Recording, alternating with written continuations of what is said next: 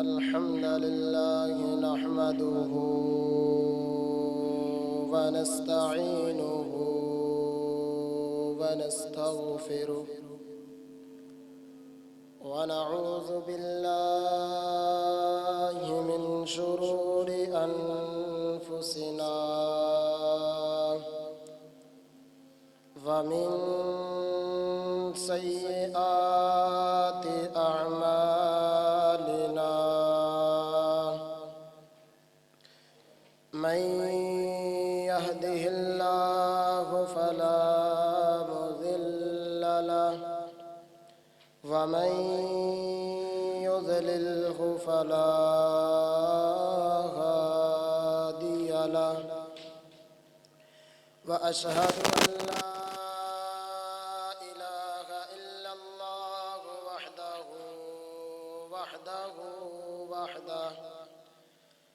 لا شريك له وأشهد أن سيدنا ومولانا محمد وشر الأمور محدثاتها وكل محدثة بدعة وكل بدعة ضلالة وكل ضلالة في النار. يا أيها الذين آمنوا اتقوا الله حق تقاته ولا تموتن إلا وأنتم مسلمون. يا أيها الناس اتقوا ربكم الذي خلقكم من نفس واحدة وخلق منها زوجها وبث منهما رجالا كثيرا ونساء واتقوا الله الذي تساءلون به والأرحام إن الله كان عليكم رقيبا. يا أيها الذين آمنوا اتقوا الله وقولوا قولا سديدا يصلح لكم أعمالكم ويغفر لكم ذنوبكم ومن يطع الله ورسوله فقد فاز فوزا عظيما. اللهم صل على محمد وعلى آل محمد كما صليت على إبراهيم وعلى آل إبراهيم إنك حميد مجيد. اللهم بارك على محمد وعلى آل محمد كما باركت على إبراهيم وعلى آل إبراهيم إنك حميد مجيد. رب اشرح لي صدري ويسر لي أمري واحلل عقدة من لساني يفقه قولي. رب زدني علما رب زدني علما. اللهم انفعني بما علمتني وعلمني ما ينفعني وزدني علما. قال الله تبارك وتعالى في القرآن المجيد: أعوذ بالله السميع العليم من الشيطان الرجيم من حمزه ونفخه ونفثه. وما أرسلنا من رسول إلا ليطاع بإذن الله وقال الله تبارك وتعالى في مقام آخر: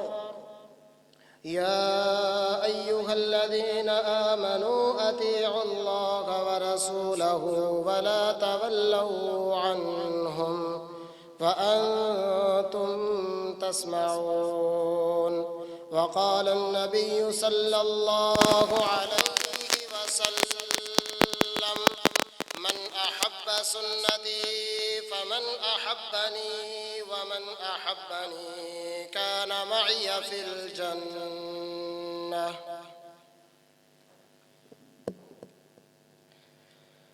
ہر قسم کی حمد و ثنا اللہ مالک الملک کے لیے ہے، جو خالق کائنات مالک ارض و سما ہے، اور درود و سلام امام الانبیاء، امام کائنات، امام المرسلین، امام المجاہدین جناب محمد الرسول اللہ صلی اللہ علیہ وسلم کی ذات اقدس و اعلیٰ و بالا پر خطبہ مسنونہ کے بعد قرآن کریم کی ایک تلاوت میں نے آپ کے سامنے بیان کی ہے۔ اللہ رب العالمین سے دعا ہے کہ اللہ رب العالمین مجھے حق بات کہنے کی اور آپ کو سن کر اس پر عمل کرنے کی توفیق عطا فرمائے۔ محترم بھائیوں، دوستوں، بزرگوں، ساتھیوں اور پردہ نشین ماؤں اور بہنوں، یہ پورے کا پورا قرآن مجید انسان کی رشد و ہدایت کے لیے نازل کیا گیا ہے، اور نبی اکرم صلی اللہ علیہ وسلم کو اور آپ علیہ الصلاۃ والسلام کے صحابہ کو، آپ کے ساتھیوں کو اللہ رب العالمین نے ہمارے لیے ایک اسوے کے طور پر، ایک نمونے کے طور پر، ایک ماڈل کے طور پر سامنے رکھ کر بتلا دیا کہ اگر تم ایمان لانا چاہتے ہو تو ان لوگوں جیسا ایمان لے کر کے آؤ، اگر تم یقین کرنا چاہتے ہو تو تم ان لوگوں جیسا یقین کر کے دکھلاؤ، اور اگر تم توکل علی اللہ رکھتے ہو تو ان لوگوں جیسا توکل علی اللہ رکھ کے دکھاؤ، تو پھر تم کامل مومن میرے قریب بن سکتے ہو۔ اس آیت میں اللہ رب العالمین نے یہ اعلان فرمایا کہ وَمَا أَرْسَلْنَا مِن رَّسُولٍ، اور نہیں ہم نے بھیجا کوئی بھی رسول إِلَّا لِيُطَاعَ بِإِذْنِ اللَّهِ، مگر اس وجہ سے ہم نے رسول بھیجا کہ تاکہ تم اس رسول کی پیروی کرو بِإِذْنِ اللَّهِ، اللہ تعالیٰ کے حکم کے ساتھ، یعنی جو بات وہ پیغمبر تمہیں بتلا دے اس کو تم مان لو، جہاں پر وہ تمہیں روک دے اس جگہ پر تم جا کر رک جاؤ، اس سے آگے گزرنے کی کوشش نہ کرو، اور اس کام میں جو کام تم کو پیغمبر بتلا دے اس کام میں کمی کرنے کی بھی کوشش نہیں کرنی۔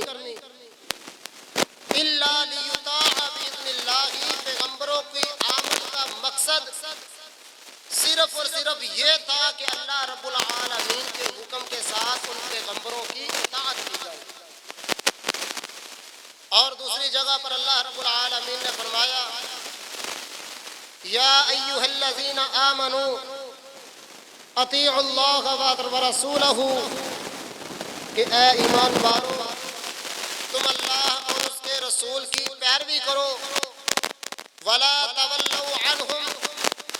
اور تم اللہ اللہ اور اس کے رسول کی پیروی سے منہ نہ پھیرو وَأَنْتُمْ تَسْمَعُونَ، اس حال میں کہ تم ساری کی ساری باتیں سنتے ہو، تم رب تعالیٰ کی ساری خوشخبریاں بھی سنتے ہو، تم اللہ رب العالمین کی ساری وعیدیں بھی سنتے ہو، اور اللہ رب العالمین نے اپنی نافرمانیوں کی وجہ سے پہلی قوموں پر جو عذاب نازل کیے، پہلی قوموں کو جس وجہ سے تباہ و برباد کر دیا، وہ سارے کی ساری نافرمانیاں بھی تمہیں میں نے اس قرآن میں بتلا دی ہیں، اور میرے پیغمبر نے وہ ساری کی ساری تمہارے سامنے کھول کر بیان کر کے رکھ دی ہیں، لیکن ابھی تمہارے ذمہ کام کیا ہے، تم نے کرنا کیا ہے؟ اطیعوا اللہ ورسولہ، تم نے اللہ کی اطاعت کرنی ہے اور اس کے رسول کی پیروی کرنی ہے۔ اللہ کی اطاعت کس طرح کرنی ہے؟ کہ تم نے قرآن مجید کو پڑھنا ہے، اس کو سمجھنا ہے اور اس پر عمل کرنا ہے، اور رسول اللہ صلی اللہ علیہ وسلم کی اطاعت کس طرح کرنی ہے کہ جو چیز رسول اللہ تم کو بتلا دیتے ہیں ان پر تم فوراً بنا سوچے سمجھے، بنا کچھ پرکھے تم اس پر عمل کر لو، یہ تمہارے لیے رسول اللہ صلی اللہ علیہ وسلم کی پیروی ہو جائے گی۔ اور نبی علیہ الصلوۃ والسلام نے کیا فرمایا؟ من احب سنتی فمن احبنی، کہ جو شخص یہ چاہتا ہے کہ میں رسول اللہ صلی اللہ علیہ وسلم سے محبت کا دم بھر لوں، میں آپ علیہ الصلوۃ والسلام سے محبت کرنے لگ جاؤں، تو پھر اس شخص کو کیا کرنا چاہیے؟ من احب سنتی، جس بندے نے میری سنت کو پسند کر لیا اور میری سنت پر وہ عمل کرتا رہا، گویا کہ اس نے میرے ساتھ محبت کا دم بھر لیا۔ اور آگے کیا فرمایا؟ ومن احبنی، اور جو شخص مجھ سے محبت کرنے لگ گیا، جس بندے نے مجھ سے محبت کا دم بھر لیا، کان معی فی الجنہ، تو جنت کے اندر وہ میرے ساتھ ہوگا۔ لیکن یہ کب ہوگا؟ جب ہم رسول اللہ صلی اللہ علیہ وسلم سے محبت کریں گے۔ رسول اللہ صلی اللہ علیہ وسلم سے محبت ہم کس طرح کریں گے؟ کس طرح کریں گے کہ نبی علیہ الصلوۃ والسلام کے بتائے ہوئے احکامات پر ہم جب عمل کریں گے۔ محدثین کرام یہ لکھتے ہیں کہ نبی علیہ الصلوۃ والسلام کی سنت پر عمل کرنا، اپنی زندگی کو نبی علیہ الصلوۃ والسلام اور صحابہ اکرام رضوان اللہ علیہم اجمعین کی زندگیوں کے سانچے میں ڈھال کر تم اپنی زندگی بسر کر لو، گویا کہ یہ اس طرح ہے جس طرح نوح علیہ الصلوۃ والسلام کی کشتی تھی، کہ جو کشتی کے اندر اس وقت سوار ہو گیا تھا وہ بندہ اس وقت بچ گیا تھا، اور جس نے نوح علیہ السلام کی کشتی میں سوار ہونے سے انکار کر دیا وہ سوار نہیں ہوا، اور وہ سیلاب کے اندر ڈوب کر غرق ہو گیا تھا، اس کا دنیا سے صفحہ ہستی سے نام مٹ گیا تھا، اور رسول اللہ صلی اللہ علیہ وسلم کی سیرت پر، نبی علیہ الصلوۃ والسلام کے احکامات پر عمل کرنا اس طرح ہے گویا کہ تم نوح علیہ السلام کی کشتی کے اندر بیٹھ گئے۔ یعنی جو بندہ نبی علیہ الصلوۃ والسلام کے بتائے ہوئے طرز پر اپنی زندگی گزارتا رہا، نبی علیہ الصلوۃ والسلام کے بتائے ہوئے احکامات پر عمل کرتا رہا، اللہ رب العالمین کی بھیجی ہوئی کلام کو پڑھتا رہا، اس کو سنتا رہا، اس پر عمل کرتا رہا، اس کو سمجھتا رہا، گویا کہ اس نے اپنی زندگی کو تباہ و برباد ہونے سے بچا لیا۔ مگر جس نے اس سے منہ پھیر لیا، اس نے اپنی محنت کو، اس نے اپنی کاوش کو، اس نے اپنے عمل کو، اس نے اپنے فعل کو، اس نے اپنی ہر چیز کو دنیا کے اندر بھی تباہ و برباد کر لیا ہے، اور آخرت کے اندر بھی اس نے تباہ و برباد کر لیا ہے۔ یہ وہ بد نصیب شخص ہے جو عمل تو کرتا رہا تھا، محنت تو اس نے بڑی کی تھی، کوشش تو اس نے بڑی کی تھی، کاوشیں تو بڑی کرتا رہا، مگر وجہ کیا تھی؟ عمل اس کے تباہ و برباد کیوں ہوئے؟ اس کو دنیا کے اندر خسارہ کیوں اٹھانا پڑا؟ آخرت میں اس کو ناکامی کا منہ کیوں دیکھنا پڑا؟ وہ صرف پیچھے اس کے وجہ یہ تھی کہ اس نے رسول اللہ صلی اللہ علیہ وسلم کی سنت پر عمل نہیں کیا تھا۔ نبی علیہ السلام کی سنت ہمارے لیے ایک بہترین طرز زندگی ہے۔ ہم جو بھی عمل کر لیں، مگر جب تک رسول اللہ صلی اللہ علیہ وسلم سے وہ عمل ثابت نہیں ہوگا، وہ چاہے ہم لاکھوں روپے لگا کر وہ عمل کر لیں، اگرچہ ہم حج پر ہی کیوں نہ چلے جائیں، مگر جب وہ رسول اللہ صلی اللہ علیہ وسلم کے طریقے پر نہیں ہوگا، ہمارے وہ لاکھوں روپے لگائے ہوئے سارے کے سارے ضائع چلے جائیں گے۔ کیونکہ کیا تو ہم نے حج ہے، بیت اللہ کا طواف کیا ہے، سارے کام ہم نے کیے ہیں، مگر وجہ کیا تھی؟ سبب کیا تھا؟ ہمارا حج قبول کیوں نہیں ہوا؟ ہماری قربانی قبول کیوں نہیں ہوئی؟ ہماری نمازیں کیوں تباہ و برباد ہو گئی؟ ہمارے سارے کے سارے اعمال کیوں ضائع ہو گئے؟ پیچھے وجہ ایک تھی کہ ہم نے رسول اللہ صلی اللہ علیہ وسلم کے طریقے کے مطابق نہیں کیا تھا۔ جب تک رسول اللہ صلی اللہ علیہ وسلم کا طریقہ ہم اس پر عمل نہیں کریں گے، چاہے ہم جتنے مرضی نمازی بن جائیں، جتنے مرضی ہم نفل و نوافل ادا کرنے والے بن جائیں، ہمارے وہ عمل ہمارے منہ پر دے مارے جائیں گے۔ کس وجہ سے؟ کہ ہم نے رسول اللہ صلی اللہ علیہ وسلم کے طریقے پر عمل نہیں کیے تھے۔ علماء کرام نے اور محدثین کرام نے سنت پر عمل کرنے کے لیے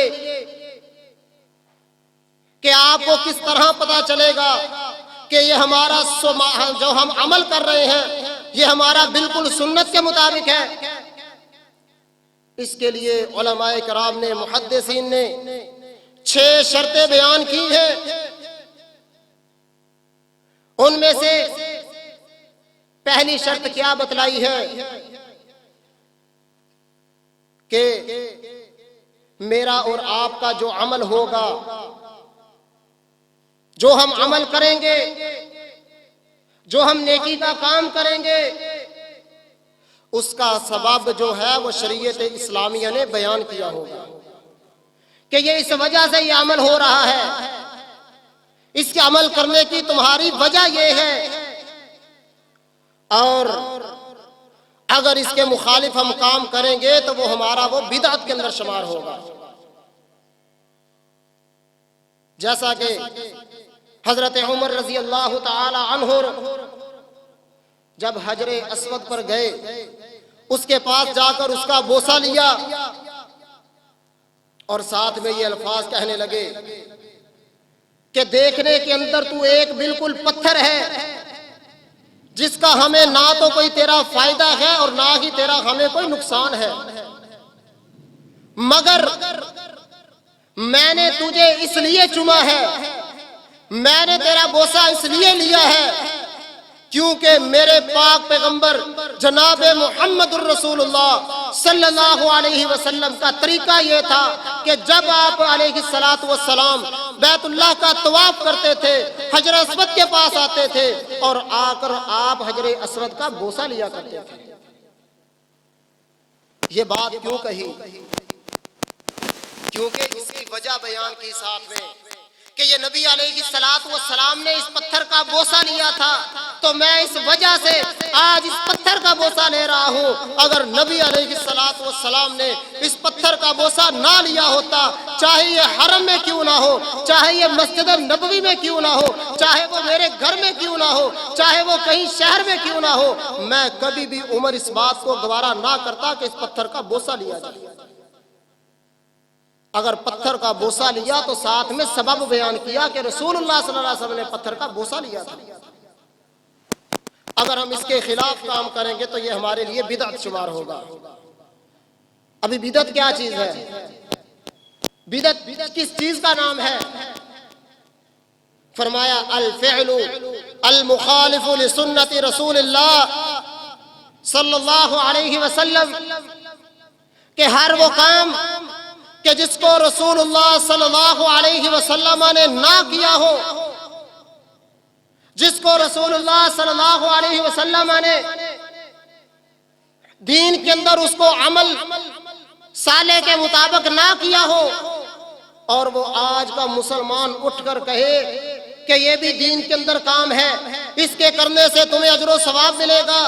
تم یہ کام کرو تمہیں اتنی نیکیاں ملیں گی، تم یہ کام کرو تمہیں اتنی فضیلتیں ملیں گی، جو کام رسول اللہ صلی اللہ علیہ وسلم سے ثابت نہیں ہے وہ آج کا مسلمان اٹھتا ہے، اس کو نیکی سمجھ کر وہ عمل کرتا ہے، گویا کہ اس نے دین کے اندر نیا کام ایجاد کیا ہے۔ اس نئے کام ایجاد کرنے کو بدعت کہا جاتا ہے، وہ چاہے بدعت حسنہ ہی کیوں نہ ہو۔ بدعت بدعت ہے، کل بدعت ضلالہ وکل ضلالۃ فی النار، وہ کوئی بھی بدعت ہے وہ گمراہی کے اندر تمہیں لے جانے والی ہے، اور ہر گمراہی وکل ضلالۃ فی النار، جب انسان گمراہی کے اندر پڑ جاتا ہے تو وہ جہنم کا ایندھن بن جاتا ہے، وہ اپنے لیے آگ کے لیے اپنے آپ کو تیار کر رہا ہوتا ہے۔ وہ رسول اللہ صلی اللہ علیہ وسلم کو اس بات کا اعلان کرنا چاہتا ہے کہ آپ سے دین کے اندر کچھ کمی ہو گئی تھی تو وہ مجھے سمجھ آ گئی کہ میں یہ کام کرنے لگ گیا ہوں۔ وہ یہ نبی علیہ السلام کو ایک مثال کا کھلم کھلا چیلنج کر رہا ہے کہ آپ سے دین کے اندر یہ عمل رہ گیا تھا، آپ کو یاد نہیں رہا، آپ نے دین کے اندر کمی کر دی ہے، میں نے دین کو پڑھا، مجھے یہ بات سمجھ آئی کہ نبی علیہ السلام سے یہ کام رہ گیا تھا، تو لہٰذا میں اس کو ایجاد کر کے مسلمانوں کے اندر پھیلا دیتا ہوں تاکہ مسلمانوں کو پتہ چل جائے یہ جو کام آج میں لوگوں کو بتلا رہا ہوں یہ تو رسول اللہ صلی اللہ علیہ وسلم نے بھی نہیں بتلایا۔ یہ نبی علیہ السلام کو کھلم کھلا چیلنج ہے دین کے اندر بدعت کو ایجاد کرنا۔ دوسری شرط کیا ہے سنت پر عمل کرنے کی؟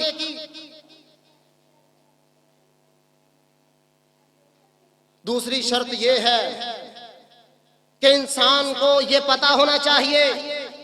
کہ جو کام میں کر رہا ہوں، پہلا وہ یہ تھا کہ شریعت کے اندر اس کا سبب موجود ہو، دوسری شرط یہ ہے کہ جو کام میں کر رہا ہوں اس کو شریعت اسلامیہ نے بیان کیا ہو۔ بیان کیسے کیا ہو؟ بیان اس طرح کیا کہ آپ قربانی کا عمل لیجئے، قربانی ہے، انسان قربانی کرتا ہے، صحیح بخاری کے اندر روایت موجود ہے، حضرت ام سلمہ رضی اللہ تعالی عنہ اس بات کی گواہی دیتی ہے، فرمایا نحرنا فرسا علی عہد رسول اللہ صلی اللہ علیہ وسلم فاکلناہ، کہ ہم نے رسول اللہ صلی اللہ علیہ وسلم کے زمانے میں ایک گھوڑا نہر کیا، اور نہر کرنے کے بعد ہم نے اس کا گوشت کھایا۔ ابھی یہ گھوڑا نہر کیا ہے، ذبح نہیں، نہر کیا ہے، اور بعد میں اس کا گوشت بھی کھایا ہے۔ روایت کرنے والی کون ہے؟ ازواج مطہرات میں سے نبی علیہ السلام کی زوجہ محترمہ ہے۔ اور کس کتاب کے اندر یہ حدیث موجود ہے؟ جو قرآن کے بعد سب سے معتبر کتاب جس کو سمجھا جاتا ہے وہ بخاری ہے، اور اسی بخاری کے اندر یہ حدیث موجود ہے کہ نہرنا فرسن، ہم نے گھوڑے کو نہر کیا، علی عہد رسول اللہ صلی اللہ علیہ وسلم، رسول اللہ صلی اللہ علیہ وسلم کے زمانہ میں، فاکلناہ، پھر ہم نے اس کو کھایا۔ ابھی بندہ یہ دلیل لے لے یہاں سے کہ جب رسول اللہ صلی اللہ علیہ وسلم کے زمانہ میں گھوڑے کو نہر کیا گیا، اس کا گوشت کھایا گیا، تو کیا ہم اس کی قربانی نہیں کر سکتے؟ دلیل دے سکتا ہے، حلال جانور ہے، چھپایا ہے، مگر شریعت نے اس کو اس جگہ پر بیان نہیں کیا۔ قربانی صرف بہیمۃ الانعام میں سے کی جاتی ہے۔ بہیمۃ الانعام کون سے ہیں؟ فرمایا الابل، پہلے نمبر پر مذکر اور مؤنث اونٹ ہونے چاہیے، ان دونوں میں سے ہوگے تو قربانی ہوگی۔ دوسرے نمبر پر فرمایا والبقر، گائے کے اندر سے کوئی مذکر ہو یا مؤنث ہو، اس میں سے تم قربانی کر سکتے ہو۔ تیسرے نمبر پر والغنم، اور بھیڑ بکریاں جو سی ہیں، ان کے جو جوڑے ہیں، ان کے چاہے وہ مذکر ہو یا مؤنث ہو، تم ان 8 جوڑوں میں سے کسی کی بھی قربانی کر سکتے ہو۔ یہ شریعت اسلامیہ نے قربانی کا عمل ہمارے لیے بیان کر دیا ہے۔ اگر ہم ان کے علاوہ کسی اور چیز کی قربانی کریں گے تو وہ ہمارے لیے سنت پر نہیں ہوگا، وہ ہمارے لیے عمل بالکل ٹھیک نہیں ہوگا، وہ دین کے اندر بدعت ہوگا۔ اور رسول اللہ صلی اللہ علیہ وسلم کے جس عمل کو تعین کر دیا، جس عمل کو مقرر کر دیا، جس عمل کی نشاندہی کر دی کہ یہ عمل میری زندگی کے اندر ہوا ہے، یا تو آپ علیہ الصلوۃ والسلام اس عمل پر خاموش رہے ہیں، وہ ہمارے لیے قابل حجت بن سکتا ہے، یا وہ عمل کہ جس کو رسول اللہ صلی اللہ علیہ وسلم نے خود کر کے دکھلایا ہو، وہ ہمارے لیے حجت کا باعث بن سکتا ہے، یا تیسرے نمبر پر وہ عمل کہ جس کے کرنے کا نبی علیہ الصلوۃ والسلام نے حکم دیا ہو، وہ ہمارے لیے قابل حجت بن سکتا ہے۔ تیسری شرط کہ وہ عمل سنت کے مطابق ہوگا کہ جس کی مقدار شریعت اسلامیہ کے اندر مقرر ہو۔ شریعت اسلامیہ نے اس کی تعداد کو معین کیا ہو، نبی علیہ الصلوۃ والسلام نے اس کی تعداد بتلائی ہو، یا قرآن مجید کے اندر اس کی تعداد واضح ہو چکی ہو۔ اس کی مثال یوں لیجئے کہ انسان جب وضو کرتا ہے، وضو کرنے کے لیے ہاتھ کو دھوتا ہے، اور وہ ہاتھ کتنی بار دھونے چاہیے؟ 3 مرتبہ، زیادہ سے زیادہ 3 مرتبہ۔ بخاری کے اندر ایک روایت ملتی ہے، اس سے 2 مرتبہ بھی ثابت ہے، بعض روایات ایسی ہے کہ اس کے اندر 1 مرتبہ بھی ثابت ہے۔ اور ابھی جو بندہ کہے کہ نہیں میرے ہاتھوں کے اوپر گندگی زیادہ لگی ہے، یا میرے ہاتھ 1 2 3 مرتبہ سے صاف نہیں ہوتے، تو لہٰذا میں 4 مرتبہ دھو لیتا ہوں، کرنا تو میں نے وضو ہی ہے، نیت تو میری وضو کرنے کی ہے۔ بلکہ نبی علیہ الصلوۃ والسلام نے یہاں تک فرما دیا فمن زادہ او نقص، کہ جس نے ان سے زیادہ کر لیا، او نقص، یا ان سے کم کر لیا، یعنی اگر جس بندے نے 3 سے زیادہ مرتبہ اپنے ہاتھوں کو دھویا یہ سمجھ کر کہ اس کو میں وضو کے اندر شامل کر رہا ہوں، تو گویا کہ فقد اساء، اس بندے نے سب سے برا کام کیا، سب سے برا کام کیا۔ کس بندے نے؟ کہ جس نے جو نبی علیہ الصلوۃ والسلام نے تعداد بتلائی تھی اس سے زیادہ کر لیا یا اس سے کم کر لیا، فقد اساء، گویا کہ اس نے برا کام کیا ہے، وظلم، اور اس بندے نے برا کام نہیں ساتھ میں ظلم بھی کیا ہے۔ اور دوسری روایت کے اندر الفاظ یہ ہے فقد اخطأ، گویا کہ اس نے غلطی کی ہے، اعتدا، اس بندے نے زیادتی کی ہے۔ یہ زیادتی کب ہوئی؟ یہ ظلم کب ہوا؟ یہ برا کام کب ہوا؟ یہ غلطی کب ہوئی؟ کہ جب اس نے نبی علیہ الصلوۃ والسلام کی بتائی ہوئی تعداد کو تجاوز کیا، نبی علیہ الصلوۃ والسلام کی بتلائی ہوئی بات کو اس کے مقررہ وہ شمار کو آگے گزرنے کی کوشش کی، یہ اس وقت کام ہوں گے اخطاء، ظالم، اساء، اعتداء، یہ سارے کے سارے کام اس وقت لاگو ہوں گے اس بندے پر۔ اسی طرح ایک شخص امام مالک رحمہ اللہ کے پاس آیا ہے، آ کر کہنے لگا کہ امام صاحب میں نے 4 سے 5 جو مشکیزیں پانی کے بھر کر اپنے اوپر گرا لیے ہیں، تو کیا میرا غسل ہو گیا ہے؟ یہ سوال کیا امام مالک سے ایک شخص نے کہ کیا میرا غسل ہو چکا ہے؟ امام مالک رحمہ اللہ کیا کہنے لگے، اور تو غسل کرنے کی بات کرتا ہے، میں تجھے یہ کہوں گا کہ تیرے اوپر تو غسل ہی نہیں فرض ہوا تھا۔ کس وجہ سے یہ کہا کہ نبی علیہ الصلوۃ والسلام سے غسل کے پانی کے متعلق آتا ہے کہ آپ علیہ الصلوۃ والسلام آدھا ٹب پانی کا لیا کرتے تھے اور اس کے ساتھ غسل کر لیا کرتے تھے۔ آدھا ٹب پانی کا لے لیتے اور اس کے ساتھ غسل کر لیتے، مگر وہ شخص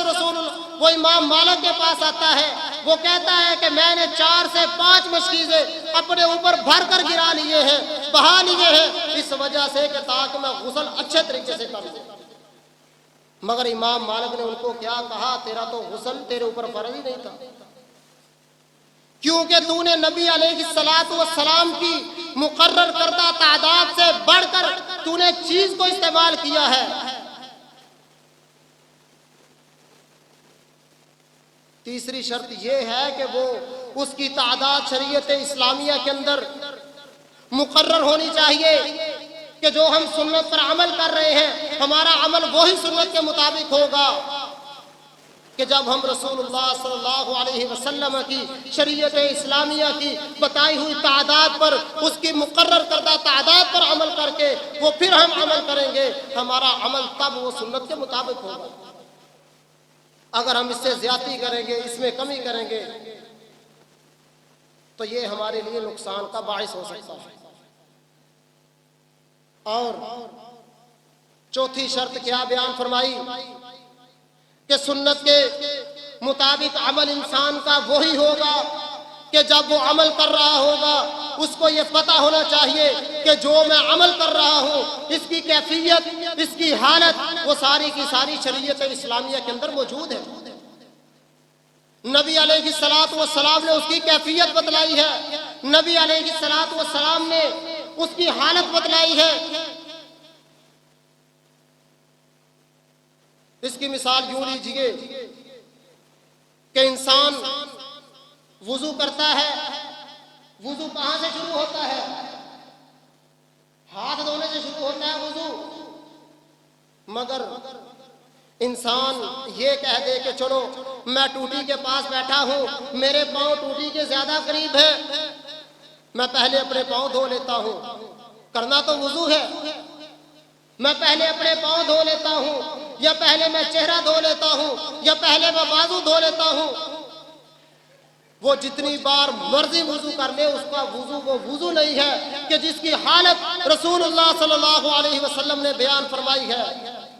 کہ اگر تم نے وضو شروع کرنا ہے اپنے ہاتھوں سے شروع کرنا ہے، تم نے وضو کو ختم کرنا ہے اپنے پاؤں پر شروع کرنا ہے، مگر آج کوئی بندہ اٹھتا ہے وہ کہتا ہے کہ نہیں میں اپنے پاؤں سے وضو شروع کرتا ہوں، اپنے ہاتھ پر ختم کرتا ہوں، یا بازوؤں سے شروع کرتا ہوں، کسی اور جسم کے حصے پر وضو کو ختم کر لیتا ہوں، وہ چاہے 1,00,000 بار وضو کر لے، اس کا وضو وضو نہیں ہے،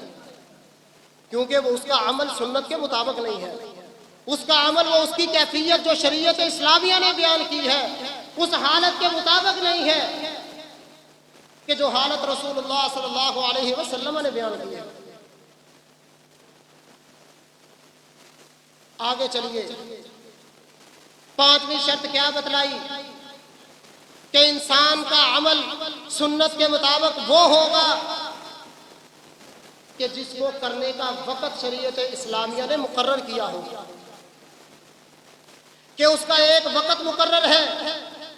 وہ اپنے اس مقررہ وقت پر وہ بندہ اس عمل کو کرتا ہے،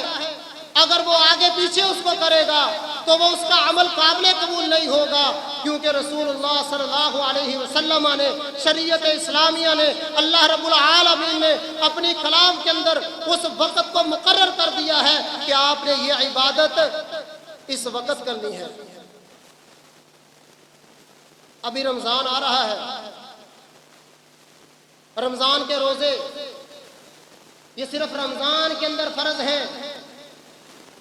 اگر کوئی بندہ یہ کہے کہ گرمی بہت ہوتی ہے، اپریل مئی کے اندر یہ رمضان کے روزے آ رہے ہیں، میرے سے رمضان کے روزے صحیح طریقے سے میں گرمی میں نہیں رکھ سکتا، وہ کہے کہ چلو میں سردیوں کے اندر، سفر کے اندر یا ربیع الاول کے اندر رمضان کے روزے رکھ لوں گا،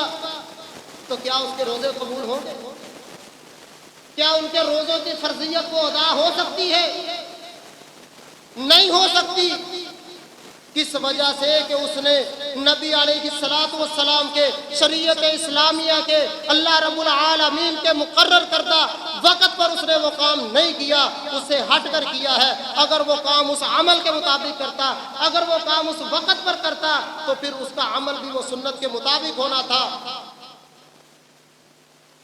اس نے وہ کام اس کے مقررہ وقت سے ہٹ کر کیا ہے۔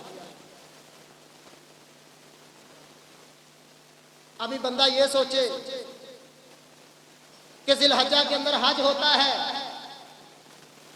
میرے پاس اتنی طاقت نہیں ہے کہ میں اتنی زیادہ بھیڑ کے اندر، اتنے زیادہ رش کے اندر بیت اللہ کے چکر لگا لوں، بیت اللہ کا طواف کر لوں، اتنی بھیڑ ہوتی ہے، اتنا رش ہوتا ہے، میرے سے حجر اسود کا بوسہ نہیں لیا جا سکتا۔ وہ بندہ یہ سوچے کہ چلو ذی الحجہ کے اندر میں نہیں جاتا، میں کسی اور مہینے کے اندر چلا جاتا ہوں، مینا بھی خالی ہوتا ہے، عرفات بھی خالی ہوتا ہے، بیت اللہ کا طواف بھی آسان ہوتا ہے، حجر اسود کا بوسہ بھی آسان ہو جاتا ہے، تو ذرا خود فیصلہ کیجئے کیا اس کا حج قبول ہوگا؟ ہرگز اس کا حج قبول نہیں ہوگا۔ کس وجہ سے؟ کہ اس نے نبی علیہ السلام کی، یا شریعت اسلامیہ کے، یا اللہ رب العالمین کے مقرر کردہ وقت پر اس نے وہ عبادت نہیں کی، اس کا وہ عمل ضائع ہو جائے گا، اس کا وہ عمل کسی کام کے نہیں آئے گا جب تک وہ اس کے مقررہ وقت پر اس کو ادا نہیں کرتا۔ آگے چھٹی شرط کیا بیان کی ہے؟ چھٹی شرط بیان کی کہ سنت کے مطابق ہمیشہ عمل بندے کا وہ ہوگا کہ جس کے کرنے کی جگہ کا تعین یا رسول اللہ صلی اللہ علیہ وسلم نے، یا شریعت اسلامیہ میں، یا اللہ رب العالمین نے اس عمل کے کرنے کا جگہ کا تعین کر دیا ہے۔ ایک عمل انسان کرتا ہے، اس عمل کا تعین اللہ رب العالمین نے، نبی علیہ السلام نے، شریعت اسلامیہ نے وہ عمل کرنے کی ایک جگہ کا تعین کیا ہے۔ اگر یہ عمل آپ اس جگہ پر کریں گے تو آپ کو اتنا اجر ملے گا۔ اس کی مثال یوں لیجئے کہ بیت اللہ کے اندر نبی علیہ السلام نے فرمایا کہ بیت اللہ کے اندر انسان ایک نماز پڑھتا ہے، گویا کہ اس بندے کو اس ایک نماز کا اجر 1,00,000 نمازوں سے زائد دے دیا جاتا ہے۔ یعنی ایک بندہ 1,00,000 نماز یہاں پر پڑھتا ہے، مگر وہی ایک نماز وہ بیت اللہ کے اندر جا کر پڑھتا ہے۔ نبی علیہ السلام نے فرمایا بیت اللہ کے اندر جو بندہ ایک نماز پڑھتا ہے اس کو 1,00,000 سے زائد نمازوں کا اجر دے دیا جاتا ہے۔ یعنی اگر وہ پاکستان کے اندر رہ کر 1,00,000 نماز ادا کرنا چاہے تو اس کو 55 سال لگتے ہیں اس کام کے لیے، مگر 55 سال کی نمازوں کا اجر اس بندے کو بیت اللہ کے اندر ایک نماز پڑھنے سے مل رہا ہے۔ اگر وہی بندہ کہے کہ نہیں میں بیت اللہ کی بجائے کسی اور جگہ پر جا کر نماز پڑھ لیتا ہوں، یا لاہور کے اندر کسی جگہ پر جا کر نماز پڑھ لیتا ہوں، شاید کہ وہ اجر مجھے یہاں پر مل جائے۔ وہ دنیا کے کسی کونے میں بھی چلا جائے، دنیا کے چاہے وہ آخری کونے کے اندر چلا جائے، وہاں پر جا کر نماز پڑھ لے، اس کو اجر صرف اتنا ملے گا جتنا عام نماز کا ملتا ہے، مگر 1,00,000 سے زائد نمازوں کا اجر اس بندے کو اس وقت ملے گا کہ جب تک وہ بیت اللہ کے اندر جا کر پڑھے گا، کیونکہ رسول اللہ صلی اللہ علیہ وسلم نے اس کی جگہ کا تعین کر دیا تھا کہ یہاں پر اگر نماز پڑھو گے تو تم کو 1,00,000 سے زائد نمازوں کا اجر ملے گا، اس کے علاوہ کہیں اور پڑھو گے تو یہ اجر تمہیں نہیں ملے گا۔ سنت کے مطابق وہ عمل ہے کہ جس کا تعین شریعت اسلامیہ نے کیا ہو۔ ابھی رمضان آ رہا ہے، اعتکاف کا مسئلہ بنتا ہے، اعتکاف کا مسئلہ یہ بنتا ہے کہ مرد تو چلو مسجد کے اندر آ کر اعتکاف کر لیتے ہیں، عورتوں کے بارے میں علماء کرام بیان کرتے ہیں کہ نہیں جی یہ گھر کے اندر اعتکاف کر سکتی ہیں۔ اور میرے بھائیوں، جتنے مرضی جمہور علماء کرام اس بات پر زور لگا لیں کہ عورتیں مسجد کے اندر اعتکاف کر سکتی ہیں، یہ ان کا اعتکاف گھروں کے اندر نہیں ہو سکتا۔ کس وجہ سے کہ رسول اللہ صلی اللہ علیہ وسلم نے یہ بات واضح کر دی ہے، جس نے بھی اعتکاف کرنا ہے، چاہے وہ عورت ہے چاہے وہ مرد ہے، اس کو مسجد کے اندر آ کر اعتکاف کرنا پڑے گا۔ رسول اللہ صلی اللہ علیہ وسلم کی ازواج مطہرات نے بھی اپنے اپنے خیمے مسجدوں کے اندر آ کر لگائے تھے اعتکاف کرنے کی خاطر۔ آج جتنے مرضی علماء اس بات کو بیان کریں، کوئی دلیل پیش کرتا ہے، کوئی دلیل پیش کرتا ہے کہ حالات ٹھیک نہیں ہے، عورتوں کا گھر سے باہر نکلنا ٹھیک نہیں ہے، مسجد کے اندر انتظام ناقص ہوتے ہیں،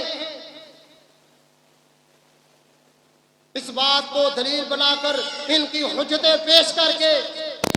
اس بات کی اجازت دے دی جاتی ہے کہ عورتیں گھروں کے اندر اعتکاف کریں۔ اور میرے بھائیوں، جب تک ہمارا وہ عمل رسول اللہ صلی اللہ علیہ وسلم کے جگہ کا تعین کیا ہوا ہے اس کے مطابق نہیں ہوگا، ہمارا وہ عمل اس جگہ پر نہیں ہوگا، تو ہمارا عمل بالکل ضائع چلا جائے گا، ہم اس عمل کے اجر کو نہیں پہنچ سکتے۔ چاہے ہم کسی بھی گھر میں جا کر اعتکاف کر لیں، وہ ہمارا اعتکاف نہیں ہوگا، مگر جب ہم مسجد کے اندر اعتکاف کریں گے، چاہے وہ مرد ہو چاہے وہ عورتیں ہو، پھر ہمارا اعتکاف سمجھا جائے گا، اور اس کا اعتکاف کا اجر بھی اس وقت ہوگا کہ جب ہم رسول اللہ صلی اللہ علیہ وسلم کی بتائی ہوئی جگہ پر ہم وہ کام کریں گے۔ یہ 6 شرطیں سب سے پہلے انسان کو پتہ ہونا چاہیے کہ میں جو عمل کر رہا ہوں ان 6 شرطوں میں سے کیا یہ کوئی بھی شرط کے اوپر پورا کرتا ہے، کیا جو میں عمل کر رہا ہوں اس کا ثواب شریعت اسلامیہ نے بیان کیا ہے، کیا اس کی جگہ کا تعین شریعت اسلامیہ نے جو بیان کیا ہے میں اس جگہ پر کر رہا ہوں، یا میں جس کو شریعت اسلامیہ نے بیان کیا ہے، یا پھر میں وہ عمل میرا سنت کے مطابق ہوگا کہ جس کو رسول اللہ صلی اللہ علیہ وسلم نے جس کی تعداد مقرر کی ہے، جس کی تعداد کو تعین کیا ہے۔ یہ ساری کی ساری چیزیں ہمیں معلوم کیسے ہوں گی؟ ہمیں یہ ساری کے سارے یہ کیسے معلوم ہوں گے؟ نبی علیہ الصلوۃ والسلام نے فرمایا ترکت فیکم امرین لن تضلوا ما تمسکتم بہما کتاب اللہ و سنتی، کہ تم اس وقت تک گمراہ نہیں ہو سکتے، تم اس وقت تک اپنے رستے سے بھٹک نہیں سکتے، ما تمسکتم بہما، جب تک تم ان دونوں چیزوں کو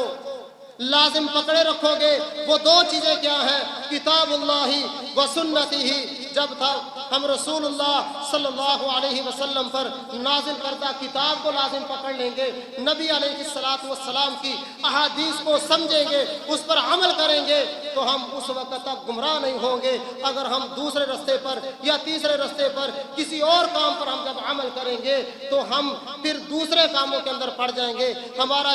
شمار بدعتیوں کے اندر ہو جائے گا۔ کل بدعۃ ضلالہ وکل ضلالۃ فی النار، ہر بدعت جو گمراہی ہے اور گمراہی جو ہے وہ جہنم کے اندر لے جانے کا سبب بنتی ہے۔ وآخر دعوانا الحمدللہ۔